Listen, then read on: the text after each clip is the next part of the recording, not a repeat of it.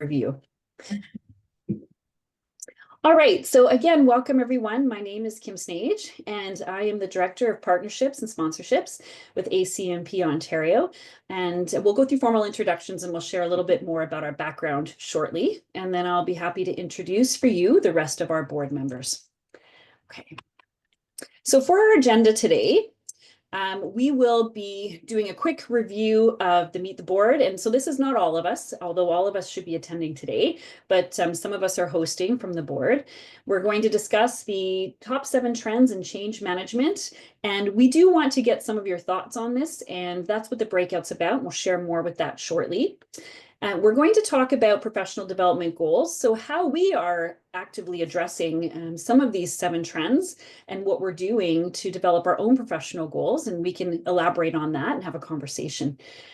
We will be discussing some upcoming professional development opportunities to engage with us as a chapter, and then follow up with Q&A.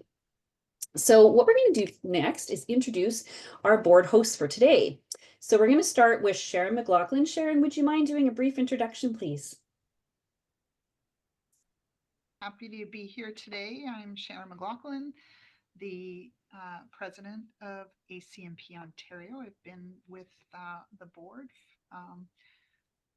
since 2022, I believe it is. I am, in my day job, I am the director of payroll, pensions, and benefits for the City of Ottawa. I've been involved in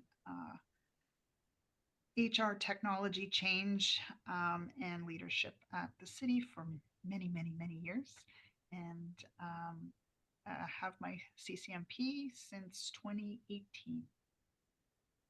Wonderful. Thank you, Sharon. And we appreciate the introduction. Sharon's got such deep, rich experience, and we're blessed to have her leading the ACMP Ontario chapter. So we'll turn it over now to Jennifer, who's our Regional Director of Professional Development. Jennifer, over to you. Thank you. Hello, everyone. Happy to be here with you and excited for the discussion today to learn what you're seeing in terms of trends in change management. About 23 years in financial services. I've focused on sales, leadership development, and change management. And in my role at Cooperators, I lead a team of change consultants. And we're working with retail sales in the transformation of that business. And I'm also a coaching consultant for my own practice for the last 14 years, 3-time published author. And I would say I love tea. And I read like Google's going to crash. So if there's a book that we talk about, I'll probably quickly pull a snippet from it. So happy to be sharing a little bit with you about my professional development plan for the year, and look forward to hearing from all of you today. Thank you so much, Jennifer. And again, for those of you who just joined us, and we know there's some that are joining us, have joined us in the past couple of minutes, please don't hesitate to put your information in the chat, what city you're from, your role if you're comfortable, and your name. We'd love to engage with you as well. And again, my name is Kimberly Snage. I'm the Director of Sponsorship and Partnership with ACMP Ontario. And in terms of my professional role, currently I'm Academic Chair at Conestoga College, and I'm responsible for graduate and undergraduate programs within the management and leadership stream. And strategic change management, leadership, and transformation is one of our programs, and we're keen to support. In addition to my background, I'm very similar to Sharon in coming from the HR technology space and analytics, so large into digital transformation, in addition to supporting analytics and data-driven decision-making. So I look forward to sharing a little bit more with you as we go. So if you have any questions, please, we want to make this informal. It's important that we have the chance to have that dialogue. So don't hesitate to let us know if you have any questions, and then we'll be joining you in the breakout shortly. So we want to share with you what the top 7 trends in change management are, and each one of us is going to go through these and potentially talk about how this is shaped in our current roles and maybe within our current sector, just to go into this in a little bit more detail. And then we're going to drive this forward a little bit more into the breakout, where we'll give you the opportunity to kind of talk about where you might be using these, if at all, and what you'd like to learn more about. So I'm going to review each of the 7 trends. I'm going to go into a bit of a deeper dive with these. And Sharon and Jennifer, I'll ask that you please also comment on how this might be applied to your specific sector. So the first is human-centered change management. And what's aligned with this is our change strategies are shifting from people-first approaches. We also have embedding change agility in organizational DNA, and a lot of these are buzzwords, and we're going to go a lot deeper as to what each one of these means. As we all know, AI is front and center, so how can we use that to support the automation of our change processes? Data-driven change strategies is critically important so that we're shifting away from being subjective to a lot more objective in how we plan our change strategies and implement them. Leadership development and change sponsorship. So how we engage from a leadership perspective, sustainable and ethical change practices, which is essential in our current workplaces, and then future-proofing workforce capabilities. So before we go into a little bit more detail, Jennifer, Sharon, did you want to introduce one of these and go into a little bit more detail from your sector's experience or your current experience? First, I'm going to test if you can hear me better with this headset on, because someone put in the chat that they couldn't hear me. So can everybody hear me okay? Yes. No. I don't know which Sorry, one Sharon, to start. it's Terry. Some of us can and some of us cannot hear you well. Oh, it's odd. A Yeah. little quiet, Sharon. I think you're a little bit quiet. Yeah. Well, I will try to speak as loud as I can. That's better. Yeah. Good, good. It kind of looks odd, but that's okay. I'm not sure where I'm going to start, which one to start with. You know, I think there's so Weird. much change happening that when I read human-centered change management is the having empathy with people and the amount of change that people are going through. We need to be cognizant of the speed. I don't know if speed is listened to there, but just the what's going on in the world and being cognizant of the speed and amount of change. It's coming at us so fast right now.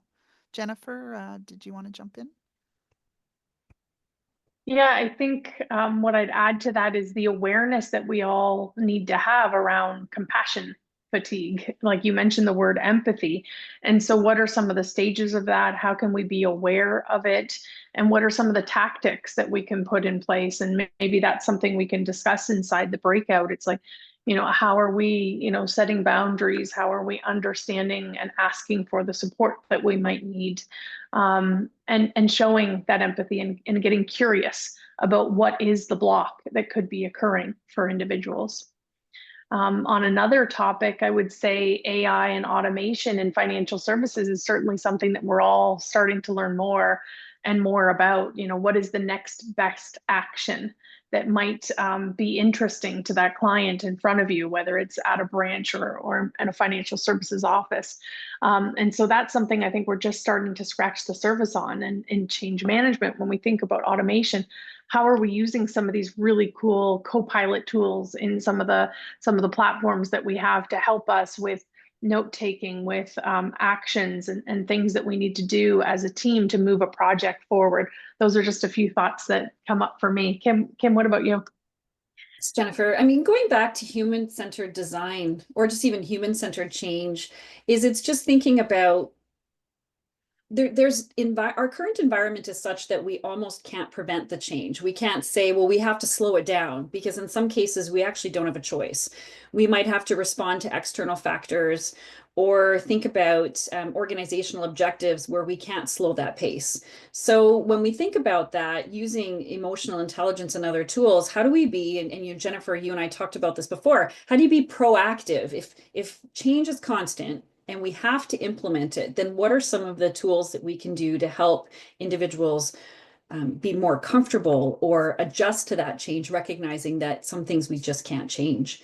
And I know that there was just a note in the chat, and I thank you, Jennifer, for answering that. They're not in any particular order, and some organizations might say some are more important than others. So for instance, or more, I shouldn't say important, more timely. So if we think about AI and automation and change processes, I know within higher education, we're really focused on generative AI and the use of AI and how we've had to respond because the bus is going down the highway and everyone within the sector's hanging off that bus going, okay, ooh, how do we adjust to this? What does this look like?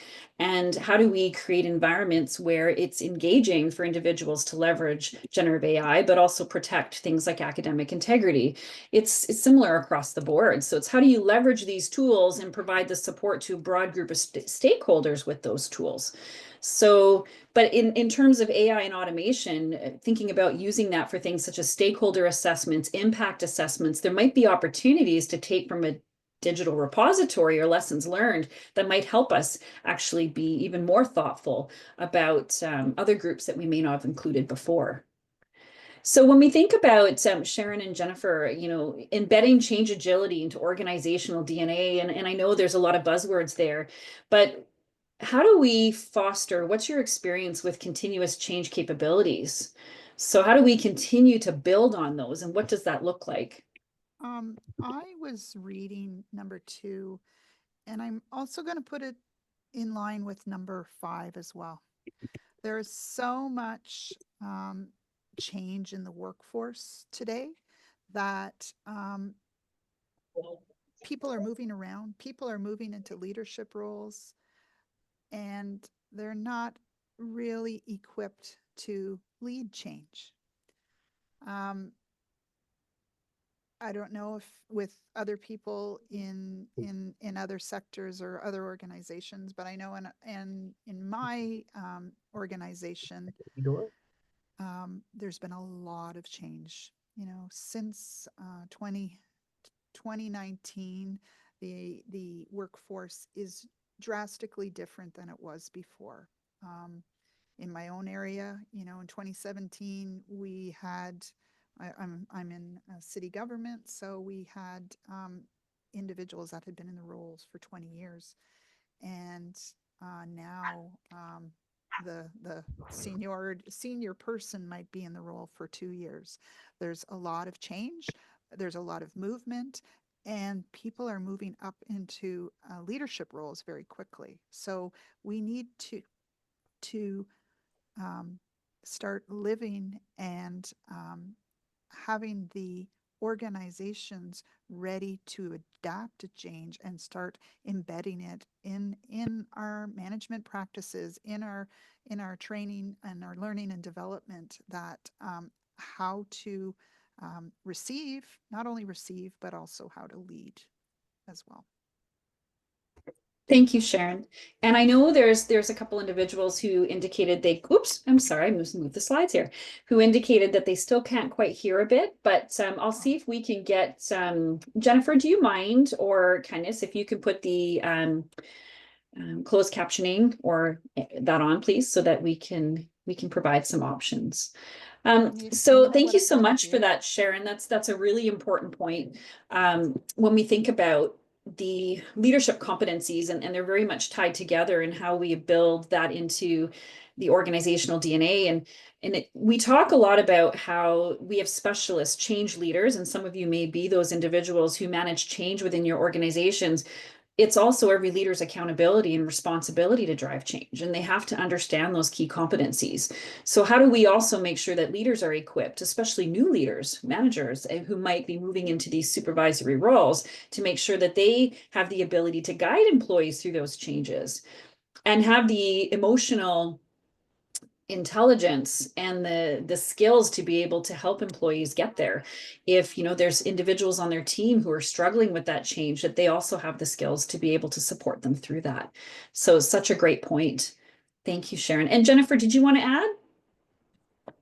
No, I really like the point that you brought up, which was like, how do we embed this into the learning and development of the culture, so that leaders understand, the high level, what does this look like and what are the responsibilities? And we'll get into that probably later, of change sponsorship, right?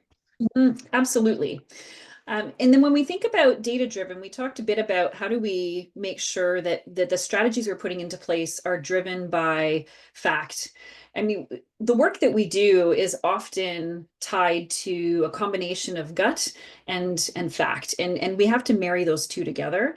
But making sure that decisions and strategies are really driven by an informed decision-making process, which often will be data, and that can be in the form of engagement surveys, that can be in the form of pulse surveys, even putting in KPIs, so key performance indicators or measurements that help us understand if our change is successful. And that can be done iteratively. So if we think about even the human-centered approach is in almost in an agile way, is how do we look at incremental changes and what those changes, the feedback for those changes to help people along the way, rather than kind of a big bang approach, if you will. Making sure that we're engaging with project managers and defining what the metrics are going to be to determine what that success is. What does success look like? You know, is it, if it's new software, is it full utilization of that software? And if it isn't, what are some of the strategies we're going to do to get employees there? So there's a lot of different ways that we can use data, but data is a really critical piece to help us kind of shape what those strategies look like, rather than saying, well, this is what employees need. Well, how do you know? How do we know that that's actually what they need? And it's equipping everyone with the data to be able to support that. Sharon and Jennifer, any additional areas you'd like to comment on with the additional items? Yeah, so if I think about leadership development and change sponsorship, what I really encourage us to talk about in the breakout is how many changes are we asking people to sponsor? Because the more projects that we have on the go, the harder it is for individuals to really lean in and contribute to that project. And so in what way are we onboarding them into the project and setting those expectations and the ways of working together so that we understand what we can expect from their commitment and be clear about the support that is needed in order to drive the change. Such a great point. Go ahead, Sharon, sorry. I'll just add that goes to the future of our organization and getting organizations ready to support and receive the changes, because it's not going to change. It's not going to get any slower with technology. It moves quickly. Workforces change. You know, political, economic things change. We need to support the individuals and the organization and get to a place where we can be living and supporting ongoing, not as a project that we have been in the past. Hopefully everybody can hear me better. I switched to my cell phone. Yes, that's great. Thank you, Sharon. Okay, thank you. Having worked in a previous higher education institution, one of the things that we were doing at the time, and this is a bit tied to what you were saying, Jennifer, is, you know, there was a finance implementation happening and there was an HR implementation that was happening shortly thereafter. And finance is saying, well, it's not really going to impact these individuals, so we're going ahead with this. But to your point of looking at data and all the different projects and aligning it with who the stakeholders are, realizing there was a lot of overlap and everyone's focused on their own objectives and their own departmental requirements, not thinking about the stakeholders who are required to be part of that and the impact that had to them in adjusting to new systems and strategies. So it's thinking about the broader impact of those change to all different employee groups, recognizing there could be some overlap there. And to your point, Sharon, it's not just a project, and we have to kind of shift away from that mentality that change is a project. Change is, as we know, impacts our processes, how we do our work, who we engage with. It can be role changes, all sorts of things that too much, too fast can result in burnout, can result in a lack of engagement, and not having those people skills to support that can be problematic. And I don't know if anybody on the call is experiencing what we are experiencing in my day job is moving to cloud. We are an SAP organization. We are under pressure to make some changes and have been making changes to support the changes at SAP. So one thing after another, and to your point of it's all the same stakeholder, it's all the same manager, it's all the same employee that's receiving the changes, and we have to be cognizant of that. Thank you, Sharon. So thinking about our last two, sustainable and ethical change practices and future proofing, and we do look forward to chatting with you about this in the breakout, and each one of us will be assigned to a breakout room for us to facilitate that conversation with you, because we want to keep the dialogue going. Each one of us has our own experience with this, and some of us, we want to learn a lot more, and in others, you might have that experience. So this is just a great opportunity to do that type of connection. So Sharon and Jennifer, what are your thoughts about how, or what sustainable and ethical change practices, what that can look like, or future proofing our workforce capabilities? So when I think about sustainable and ethical change practices, Cooperators does a fabulous job of this. And there's a lot of different sustainability and resilience efforts going on right now. So if I think about one of the projects around flood damage, just as one example, they've put new actions in place in order to ensure the cost of that replacement is lower than it was, and it's a more sustainable practice that's being put in place in terms of replacing drywall a quarter of the way up the wall instead of the full. So therefore helping with the waste, helping with the cost, and helping the time back to normal for the individual who's making the claim. So that's one of many different sustainable efforts that I think about that are underway for change in the insurance industry. Excellent. Thank you. Sharon, do you have any thoughts on sustainable and ethical change? And I think just to build on what Jennifer was saying, there's lots of different, global warming has given us different events. You take what has happened in California with the fires, and in our country, just the year before. We need to be thinking and contributing as a profession to the global good, and to the global world, to support going forward, and as well from an ethical perspective. It is, what comes to mind there is staying true to our profession, and there's so many things that we touch inside the change profession, and just supporting that going forward. Thank you, Sharon. Such great points. There's so many things that we need to think about, as well as we consider change practices that are sustainable, but the ethical piece, which is really important as well. And when we think about future proofing, when we think even about our own practice of change leads or change managers, it goes back to, from my own experience, and I'm curious to know as well, Sharon and Jennifer, it's tying it to making sure that all leaders have that competency, that all departments have those competencies. Because you can't, if it's tied to one department, and all that knowledge and expertise is tied into one department, and if that department goes away or individuals leave the organization, those competencies are lost.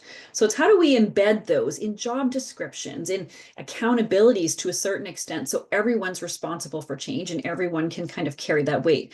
That does not mean we don't need dedicated departments to change. It just means that it is an accountability that all individuals, you can future-proof it that way, and ensuring those change behaviors and that knowledge is never lost. Sharon or Jennifer? I'll go with that, and I'm just going to continue on because I just came out of an SAP meeting. You can probably tell. When you think of the workforce, and we are moving to a cloud solution, and this can apply to any industry. You're moving to cloud technology, which moves very, very quickly. So to your point, in past technology, there was one area that was responsible for the technology, for the processes, any changes to those processes. But when you think of a Microsoft or an SAP and cloud, the updates and the changes. The banking industry is another very good example to that. We all adapt when our mobile apps get updated. So we all have a role to play in being prepared and having the change mindset to support as we go through the organization. It's not just one group. That's very important, is also thinking about those skills. And I know I've transitioned to several from on-premise to cloud-based, and it's just those changes. And it's sometimes you're aware of them, and other times, like any technology we use, you go, that wasn't there yesterday. What is this? And where did this go? And what does that mean? But I can honestly say that we had transitioned in a previous institution, we had transitioned to Workday right before COVID. And had we not have done that, I honestly don't know how we would have processed things like payroll. So it was the saving grace for us just to keep moving and be able to get everyone working remotely. So definitely a big change for everyone, though. You don't have your paper-based processes. You have a completely different way to engage. Jennifer, any thoughts before we start the breakout rooms in recognition of time? Yeah, I would just say, thinking of it more at a macro level too, what are the trends in the workforce? Right. Like, if Gartner just did a great webinar a couple of weeks back about, 57% of individuals are thinking of switching roles, and all of these trends around the need for work-life balance and the push back to the office, and what does that look like for each of our organizations, and what does it mean to our talent if they're not okay with that push, and like what's going to happen with the workforce. And so, yeah, I just look forward to diving in and leading the discussion and seeing what experience everyone has with the different topics. Thank you. Thanks, Jennifer. And gosh, I mean, if you've been following the news, and maybe we don't want to follow the news, but just how many organizations, really large organizations, are requiring individuals to come back to the office. So if there's been a decline in profits, or if they're sensing there isn't the same level of engagement, and that is just a fundamental shift after years. And we can honestly say like 4 years of working from home. So with that, I'm going to, right.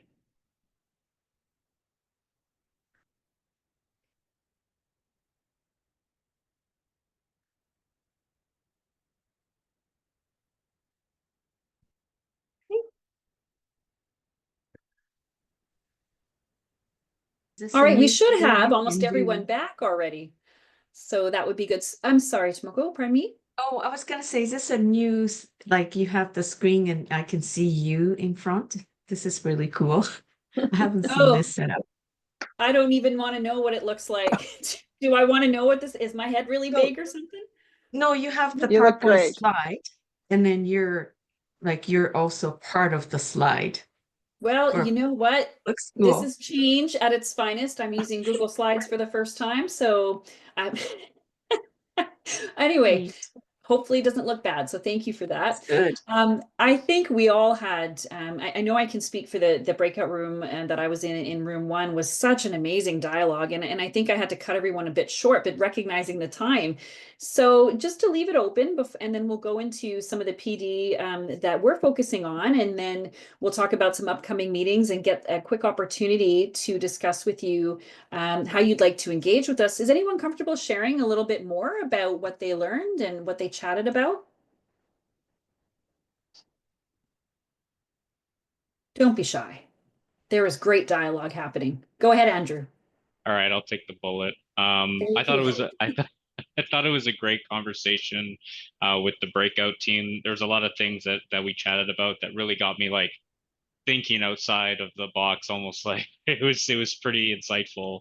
I think some of the things that we were talking about were just this element of like change fatigue, and how a lot of the things that are hitting us just from like a technology standpoint, from from AI, from like hybrid to remote work, and all of the things in between. It's like we're getting such an abundance of information, and it seems like the way to address it is not how do we find a way to manage all the information we have and sift out quality from quantity, but instead we introduce a tool like AI as a way to like basically keep the same amount of information but summarize it for us, and then provide us with even more information. And so it's almost like kind of like a snowball rolling down a hill, and we just feel like it's so much.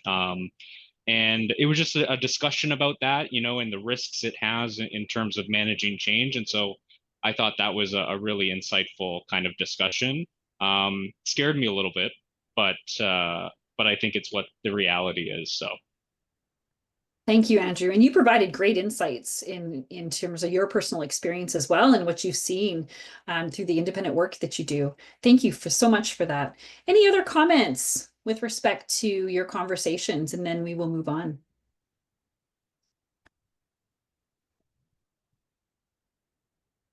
I'll just share, Kim, from our room. We talked a lot about the human centric on it kind of goes to what Andrew was saying about the speed of change, and change is constant, and sometimes that gets lost in the speed of change. We talked about how change is more prevalent now than it was before, which is yay us, and it's just a product of what we have been through in the last, as a society, in the last number of years. Talked more about data, the use of data, and the use cases for AI. Use cases for both those actually would be the group really would like to see more of that coming out of our conversations. Thank you, Sharon. Jennifer, do you want to add?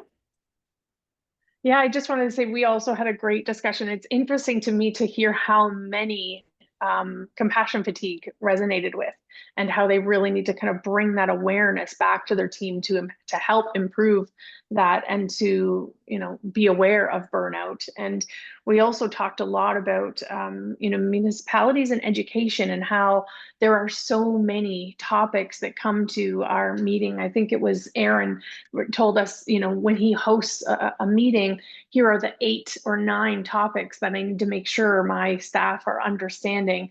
And yet we realize from a book called The 4 Disciplines of Execution, I don't know if you've read it or not, but it talks about the more that we have above 3 goals or topics, the least we're able to execute with excellence. And so how do we put that awareness to use for our stakeholders, for our projects, for the number of priorities, so that we can really start honing in order to execute with excellence? So it was a great discussion. Such a great point. And I mean, I wish we had more time to continue this dialogue, because I know that it felt like a little too short.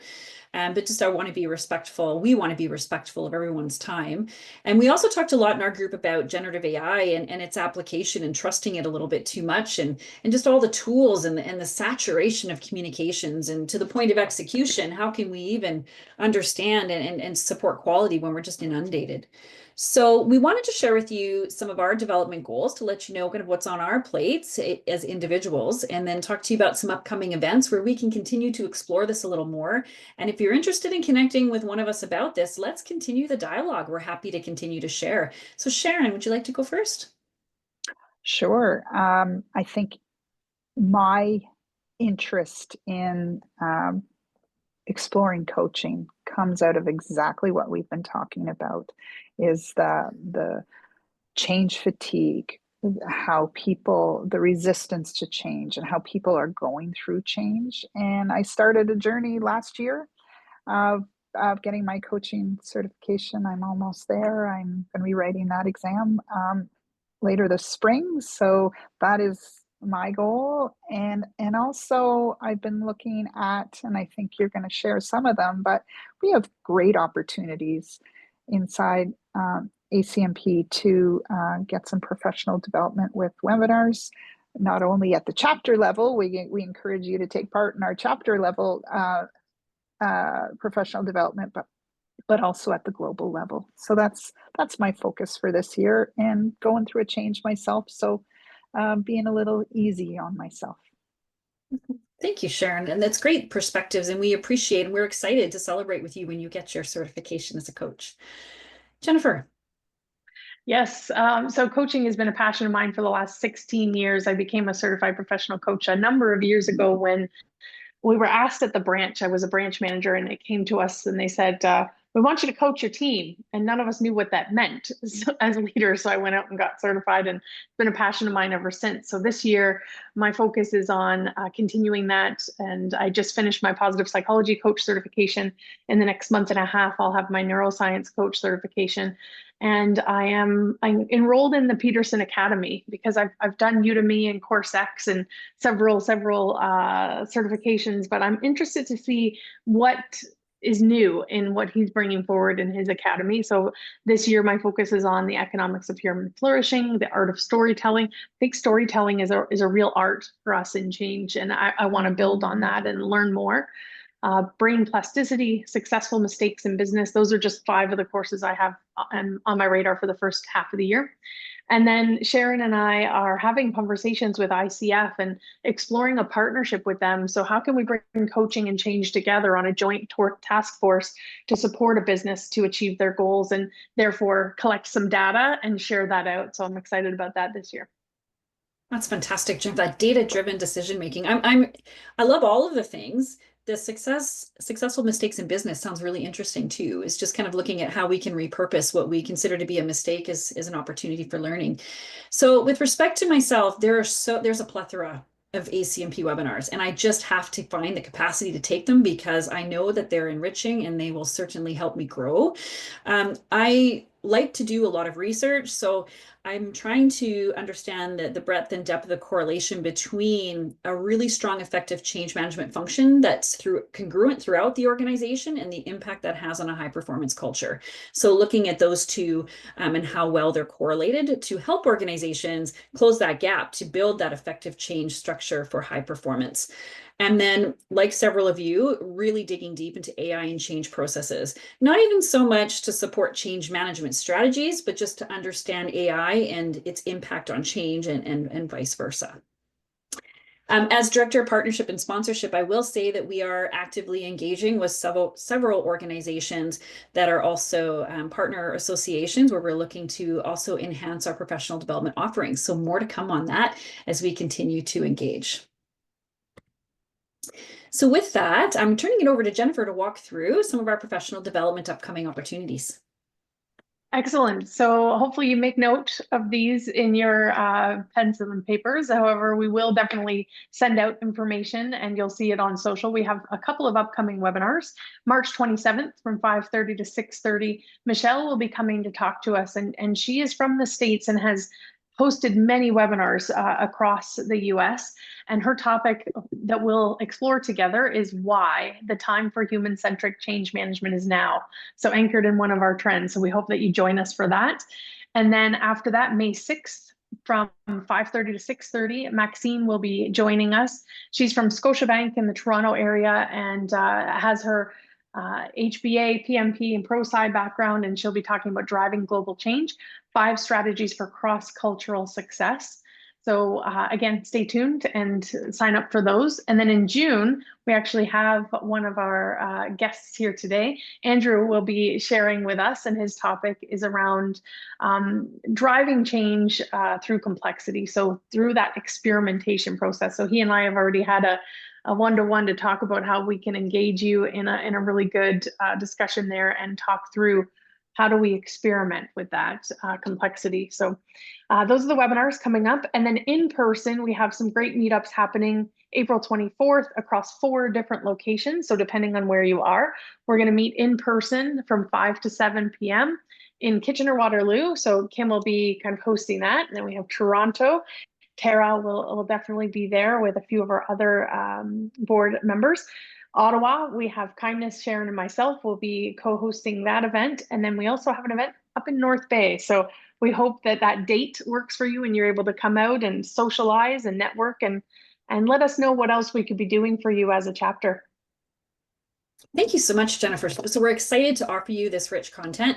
And Andrew, we really look forward to you speaking at this one. And I know I'm excited to actually attend that session as well. So hopefully you can get these save the dates on your calendar to attend with us. And recognizing the time, so much great dialogue. We wanted to ask you a couple of things. And Jennifer, if you're okay to facilitate this in the chat, is where do you engage most with ACMP Ontario community at this time? So we're actually looking for this to be pretty informal for you just to put your comments in the chat. So that can come in the form of the newsletter, maybe you're attending a webinar like today's workshop, for instance. How do you engage the most with us? Is it through informal networking, etc.? Kimberly, I just wanted to add there, Tara Lee put her coordinates in the chat as well. And from a board perspective, on our ACMP Ontario website, we have a link that you can book time with any one of us. And we really would like to hear from you. You know, we're a fairly new chapter in that it was ACMP Toronto. Now we're right across Ontario, and we do want to hear from you. And if you ever want to chat after this, if you want to reach out to one of us, please feel free to do that. Thank you so much, Sharon. Such an important point, because we really look to engage with you, and hearing how you're engaging with us now helps us also make sure that we're meeting the needs of how you like to engage. So we really appreciate that. So thank you.